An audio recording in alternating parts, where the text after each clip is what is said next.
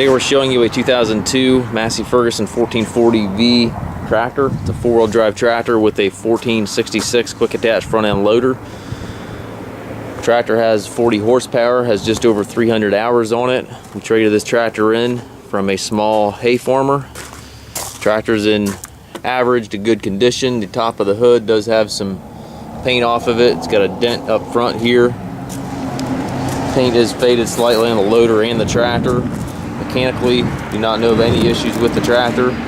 Starts good, runs good. There are no known mechanical issues with it.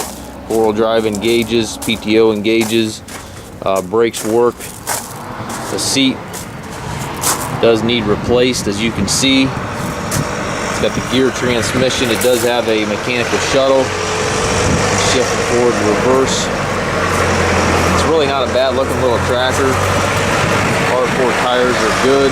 540 PTO, 3-point hitch. If you're looking for an inexpensive four-wheel drive loader tractor to handle hay or do a little brush hogging, a nice fit. Got a lot of life in this tractor yet. This is a budget-friendly tractor, so it will sell as is, where is. If you have any questions regarding this unit, please contact us.